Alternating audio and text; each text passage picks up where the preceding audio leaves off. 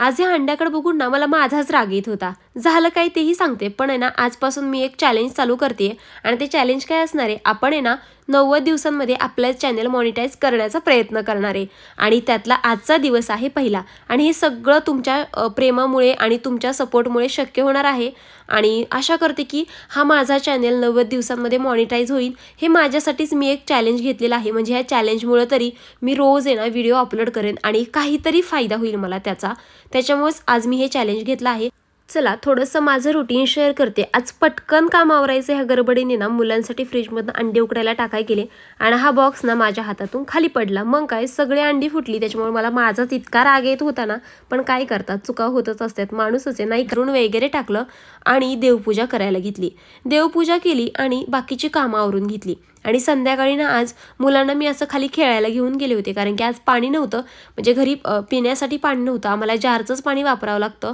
Aqua बसवायचं आहे, पण आता कधी बसवणं होईल ते काय माहिती. आता फिल्टर जेव्हा येईल तेव्हा येईल, पण तोपर्यंत तर आम्हाला जारचंच पाणी घ्यावं लागतं. आणि पाणी संपलं होतं, त्याच्यामुळं आज काही स्वयंपाक मला करता येत नव्हता. आणि मग ते म्हटले चल आपण दोघं पण पाणी आणायला जाऊ. तू इथं बसून काय करणार, मुलांना खाली घेऊन आलते मी खेळायला. पण विरांशू म्हटला मला यायचं नाही, तुम्हीच जावा. मग आम्ही दोघंच जण आलो आणि शौर्य. मग बाहेर गेल्यावर इतका छान वडापावचा वास सुटला होता गरम गरम. मग त्यांनी ना वडापावच घेतले. मग काय स्वयंपाकाचं तर टेन्शन इथंच संपलं, कारण की वडापाव खाल्ल्या कोणाला भूक लागणार आहे. मला तर लागणार नाही, पण आता ह्यांचं काय होतंय काय माहिती. घरी निघालो, पाणी ते घेतलं आणि घरी गेल्यावर सगळ्यांनी अगोदर वडापाववर आहे ना ताव मारला, कारण की वडापाव गरम गरमच चांगले लागतात. मला तर गरम गरमच वडापाव आवडतात, थंड अजिबात आवडत नाही. तर आणि वडापाव खाल्ले आणि त्याच्यानंतर आहे ना ही द्राक्षेसुद्धा खाल्ली, मुलांना पण दिली आणि आम्ही सुद्धा खाल्ली. आणि एवढं खाल्ल्यावर आहे ना पोट फुल झालं होतं, कारण की आता काहीच खाण्याची इच्छा नव्हती. मग ते म्हटले जाऊ दे, मला ना 1 ग्लास तू दूधच दे. मग त्यांच्यासाठी ना असं दूध गरम केलं आणि त्यांना असं दूध दिलं. त्याच्यामध्ये काजू आणि बदाम असे बारीक करून टाकले.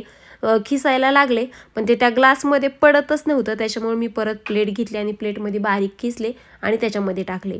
तर असा होता माझा आजचा दिवस. तुम्हाला पण हा व्लॉग आवडला का मला कमेंट करून सांगा. आणि हो, मी जे चॅलेंज घेतले तुम्ही त्याला मला सपोर्ट करणार का हे सुद्धा मला कमेंट करून सांगा. आणि रोज आपले किती सबस्क्रायबर वाढतील हे सुद्धा मी तुम्हाला रोज अपडेट देत जाईल. तर चला भेटूयात अशाच एका नवीन छानशा व्लॉगमध्ये. तोपर्यंत बाय. श्री स्वामी समर्थ.